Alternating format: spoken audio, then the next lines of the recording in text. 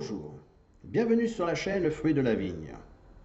Cette vidéo est une présentation d'une série de vidéos qui vont suivre sur un texte des Écritures que j'ai choisi pour vous concernant la lettre de Galates, au chapitre 5, verset 22, qui nous a été donné par l'apôtre Paul.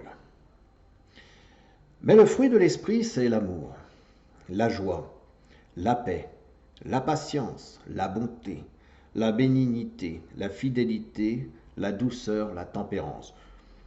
Sur d'autres textes, la bénignité fait référence à la bienveillance, la fidélité fait référence à la foi et la tempérance fait référence à la maîtrise de soi. Lorsque vous aurez compris le mécanisme de la pensée, vous serez capable d'être, je reprends ma Bible, dans la position dite du verset 23. La loi n'est pas contre ces choses.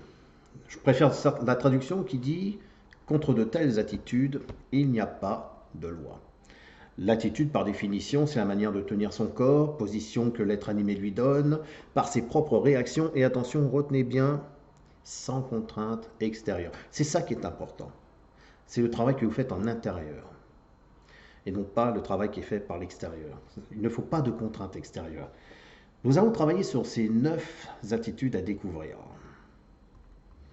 Donc la meilleure façon d'aider les autres est de se réaliser soi-même.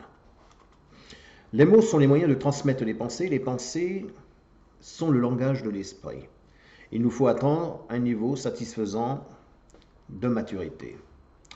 La question n'est pas de savoir si vous possédez les qualités, oui ou non, puisqu'elles préexistent en vous. Ce qui est important, c'est de savoir qu'est-ce qui vous pousse à vouloir ces qualités. Pour cela, vous allez devoir faire des efforts. Eh oui, car vous êtes dans votre zone de confort, le mépris, la haine, la malveillance, la colère, la rancœur. Tout ça, c'est une zone de confort. Hein. Que vous souffriez ou pas, c'est votre zone de confort, vous êtes bien. Il va falloir faire des efforts et sortir, mettre un pied à l'extérieur. Donc, qu'est-ce qui va pouvoir vous aider à aspirer aux fruits que l'apôtre Paul nous a donnés? Laissez-moi vous conter une histoire. Celle de Socrate avec un disciple lorsqu'ils étaient sur le bord d'une rivière. Un jour, son disciple lui demande « Maître, comment je peux aspirer à la sagesse ?»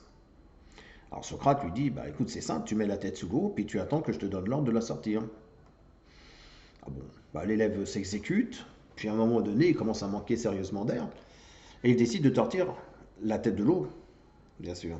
Mais il sent la pression de la main de Socrate qui l'empêche. Un petit moment passe, et là le disciple est sur le point de se noyer quand Socrate relâche la pression. Le disciple tire sa tête hors de l'eau, puis pendant qu'il essaie de récupérer son souffle, Socrate va lui poser une question. Quand tu étais sous l'eau et que tu manquais sérieusement d'oxygène, à quoi aspirais-tu? Le disciple lui dit, j'aspirais, je voulais respirer à tout prix.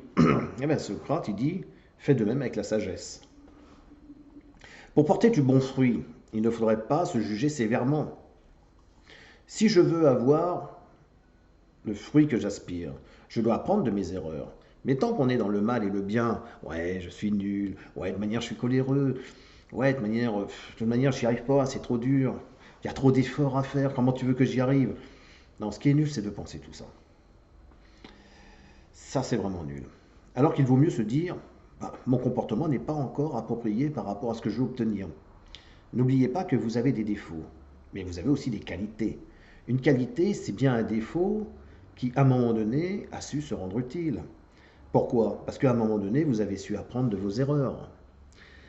Alors vous allez me dire, mais comment tu peux faire pour obtenir des qualités? Est-ce qu'il y a une méthode? C'est quoi la meilleure méthode? Je vous répondrai, c'est celle qui marche. C'est pour ça que dans la prochaine vidéo, nous parlerons de la première attitude qui sera l'amour. Alors je vous dis à bientôt pour la prochaine vidéo.